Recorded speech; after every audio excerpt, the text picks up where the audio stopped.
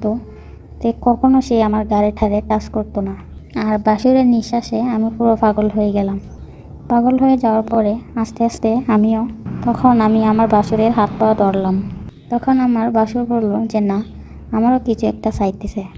তখন খালি বাড়ি আমার বাসুর তার বিছানায় শুয়াইয়া আমাকে এমনভাবে আদর করলো, আর 8-10টা আইটেমে, সেটা আমি আমার স্বামীর কাছে কখনো পাইনি। তো যাই হোক, তাহলে গল্পটা শুরু করি। আমি আপনাদের কাছে শেয়ার করব। আসলেও আমরা স্বামীর আমানত আমরা অন্যজনকে দিয়ে দেই। আসলে ওটা ঠিক না।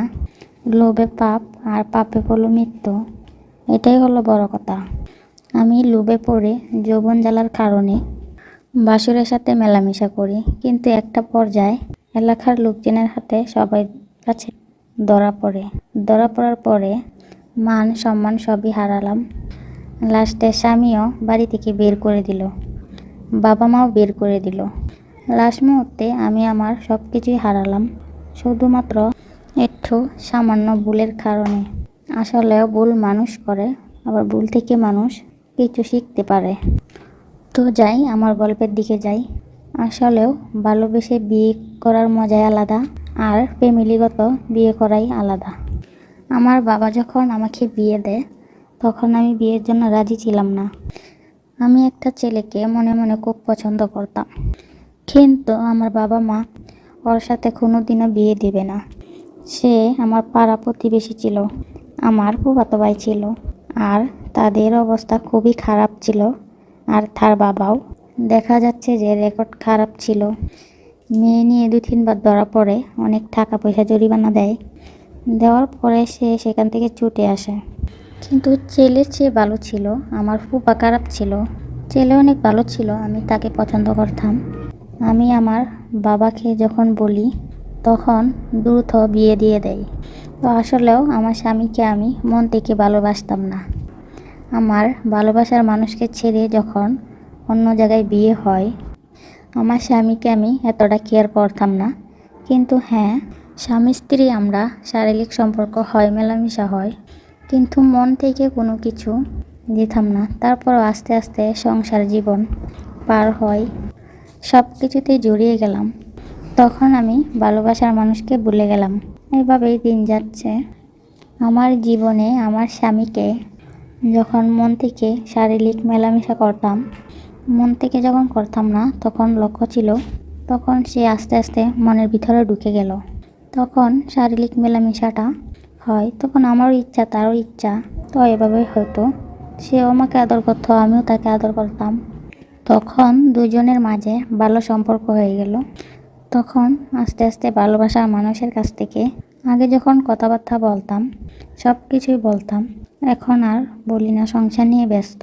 তো সংসার নিয়ে ব্যস্ত দেখা যাচ্ছে যে আমার স্বামী আবার তার একটা কাপড়ের দোকান আছে, শাড়ি, 3 পিস, গস কাপড় সব কিছুই বিক্রি করে। দেখা যাচ্ছে যে ব্যবসার কাজে ঢাকায় যায়, মাল আনতে, কাপড় চোপড় আনতে যায়, 2টা দিন দেখে যায়। কারণ একদিনে যাওয়া আসা তো সম্ভব না, যেতে যেতে একদিন কেটে যায়। তো এভাবেই দেখা যাচ্ছে যে দূরত্ব বেড়ে যায়, সে বাসায় থাকে না। তো আমার বাসুর সে অনেক সময় নিয়ে সে তার বউয়ের সাথে শারীরিক সম্পর্ক করে, মেলামেশা করত। কারণ তার রুম আর আমার রুম পাশাপাশি ছিল, আর দেখা যাচ্ছে যে টিনের ঘর ছিল। তো আমার বাসুর যখন তার ওয়াইফের সাথে শারীরিক মেলামেশা করত, সেই আওয়াজগুলো আমার কানে আসতো। আসার পর আমার চাহিদা বেড়ে যেত। আর তখন আমার স্বামীর সাথে শারীরিক মেলামেশা করলে, তখন দেখা গেল কি আমার বাসুরে যদি আমাদের আগে কাজ শুরু করে, তারপরেও আমাদের পরে তাদের কাজ শেষ হয়, কিন্তু আমার স্বামী তার আগেই হয়ে যায়। তখন এই জিনিসটা আমি যখন ফিল করি যে আমার স্বামীর এত তাড়াতাড়ি হয়ে যা, আমার বাসুর সময় নেই, না জানি কত আদর দেয় তার বউকে, আর আমার স্বামী আমাকে কিছুই দেয় না। আর একভাবেই আমার স্বামী প্রতিদিন, আমি যদি বলি যে আজকে অন্যরকম করে, কিন্তু সে বোঝে না, সে বলে অন্যরকম কিভাবে। আসলে একটা ছেলে মানুষ যদি না বোঝে, তাহলে একটা মেয়ে মানুষ কি করবে। তো এভাবে চলতেছে। দেখা যাচ্ছে যে কখনো আমি ইচ্ছা করে আমার স্বামীর সাথে মেলামেশা করি, আমি আমার মতো চাহিদা মিটিয়ে নিই, আমি আমার মতো আইটেম বুঝে নিই। এভাবে কয়দিন। তো আমার স্বামী একদিন ঢাকায় যায়, বলে সে তার আসতে 2 থেকে 3 দিন লাগবে। আর এদিকেও বাসায়ও কেউ নেই, আমার শ্বশুর শাশুড়ি নেই, আমার শ্বশুরও মারা গেছে। মারা যাওয়ার পরে 4.5 বছর পরে আমার শাশুড়িও মারা যায়। তো আমার স্বামীরা 2 ভাই 1 বোন, বোনকে বিয়ে দিয়ে দেয়। আমার স্বামী ছোট আর আমার একটা বাসুর আছে। তো আমার বাসুরের বউ আবার বাবার বাড়ি যায়, বাসা পাখা। আমার বাসুর আর আমরা একখানে খাওয়া দাওয়া করি, ভিন্ন না। তো আমি রান্নাবান্না করে রাত্রে খাবার দেই। খাবার দাবার পরে আমার বাসুরে কে ঘুমিয়ে পড়তো, কারণ সে তার ঘরের দরজা লাগাতো না। তার রুমে দরকারি জিনিস, তার রুমে ফ্রিজ ছিল, ফ্রিজে মাছ মাংস রাখতো, তার জন্য দরজা লাগাতো না। কারণ আমাদের বাইরে মেন গেট আছে, তার কারণে দরজা লাগালেও চলে, না লাগালেও চলে। তো আমি সকালবেলা ওঠার পরে আমি রান্না করব, যেই মাংসর জন্য রুমে ঢুকার পরে যেটা দেখলাম, আমি দেখে তো অবাক। আমার বাসর ছিল লুঙ্গি পরা, সে একদম করে ঘুমিয়েছিল। আর দেখলাম তার যে মেশিনটা একদম স্ট্রং হয়ে দাঁড়িয়ে আছে। এই মেশিনটা দেখে মনে হলো বিশাল বড় আর মোটা তাজাও হবে। আর এভাবে দাঁড়িয়েছে, মনে করতেছে যে এখন কিছু একটা করি। স্বামীও বাসায় নেই, কী যে করি নিজেকে ঠিক রাখতে পারছি না। তখন আমি অনেকক্ষণ এভাবে তাকিয়ে আছি, আমার মনে হয় নিচে দিয়ে ভিজে যাচ্ছে বাসুরের এই জিনিসটা দেখে। কিন্তু আমি তো আর বাসুরের কাছে স্বইচ্ছা যেতে পারি না, বলতে পারি না।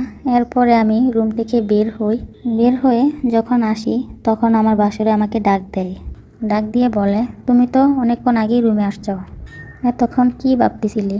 তখন আমি বললাম, না ভাইয়া, কিছু ভাবতেছিলাম না। তা আমি তো জানি তুমি কিছু একটা ভাবতেছিলে। আমি বলি না। সে বলল, তুমি কিছু একটা আমার দেখতেছিলে। আমি বললাম, না, কিছু দেখিনি। বলে, লজ্জা পাও কেন? লজ্জা পাওয়ার কিছুই নেই, এখন তো তুমি আর আমি। আর তুমি দেখো, আর আমার ভাই তো বাসায় নেই, ওই ঢাকা গেছে। আর তোমার ভাবি বাসায় নেই। আর আমার তো এক রাতে না দিলে ঘুমই হয় না, এই জন্যেই। তখন উনি পাগলামি শুরু করলো। তখন আমি বললাম, ভাইয়া ঠিক আছে, আমি যাই রান্না করি। পরে বললে, রান্না তো করবা, এদিকে আসো। পরে আমাকে নিয়ে তার পাশে বসানোর পরে আমার চোখ মুখ দেখে বলতেছে, আমি তোমার চোখ মুখ দেখেই বুঝতে পারতাছি নিচের 12টা বেজে গেছে। আমি বলতেছি, না, কি বলছেন এগুলা? শোনো, আমি তোমার থেকে বুঝি, তোমার থেকে বয়সটাও বেশি, সব কিছুই বুঝি। পরে আমি বললাম যে দেখেন, বুঝেন তো অনেক কিছু, আপনার বাইথাও বুঝে না। তখন বলল, আসলে ওই তো একটু সহজ সরল, ওই অনেক কিছুই বুঝে না। সমস্যা নেই, আমি তো আছি, আমি শিখিয়ে পড়িয়ে নিব, তুমি কোনো চিন্তা করো না। তখন আমি বললাম, আচ্ছা ঠিক আছে, আপনি ঘুমান, আমি রান্না করি। সে বলল, আমার খিদা লাগছে এখন, তোমার রান্না করতে তো অনেক দেরি হবে, আমাকে কিছু খাইয়ে যাও। তখন আমি বললাম, কি খাওয়াবো? সে বলে, কেন, তোমার কাছে কি খাওয়ানোর মতো অনেক কিছুই আছে। আমি বললাম, মানে? সে তখন আস্তে করে আমার পিছনের চুলগুলো সরিয়ে আমার গায়ের মধ্যে নিঃশ্বাস ফেলতে লাগলো। আর 12টা তো আমার আরও বেজে গেল। একদম আমার মনে হচ্ছে আমার আসল দুর্বল জায়গায় হলো এক নিচে 2 গাড়ি। এটা আমার স্বামী জানতো, তে কখনো সে আমার গাড়ি ঠাড়ে টাচ করতো না। আর বাসুরের নিঃশ্বাসে আমি পুরো পাগল হয়ে গেলাম। পাগল হয়ে যাওয়ার পরে আস্তে আস্তে তখন আমি আমার বাসুরের হাত পা ধরলাম। তখন আমার বাসুর বলল যে না, আমারও কিছু একটা চাইতেছে। তখন খালি বাড়ি আমার বাসুর তার বিছানায় শুয়াইয়া আমাকে এমনভাবে আদর করলো, 8-10টা আইটেমে, সেটা আমি আমার স্বামীর কাছে কখনো পাইনি। আমার স্বামীর কাছে মজাই পাইনি। আসলে মজাও বুঝতোই না, মজা খারে বলে, ফিলিংস কাকে বলে। আর আমার বাসুর আইটেমও বুঝে, মজাও বুঝে, আর একটা মেয়েকে পুরোপুরি কীভাবে সুখ দিতে হয় সেটাও বুঝে। তারপর আমার সাথে যেটা হলো, বাসুরের সাথে শারীরিক মেলামেশা হলো, আমি অনেক মজা পেলাম, বাসুরও অনেক মজা দিল আমাকে। তো এভাবেই আমার স্বামী যখনই দেখা যাচ্ছে যে ঢাকায় যায়, তখনই আমি আমার বাসুরের সাথে যখনই ইচ্ছা করে রাতের বেলা তো স্বামীকে ঘুমের ওষুধ খাইয়ে বাসুরের কাছে যাই, কারণ স্বামীর থেকে বাসুর বেশি মজা দেয়।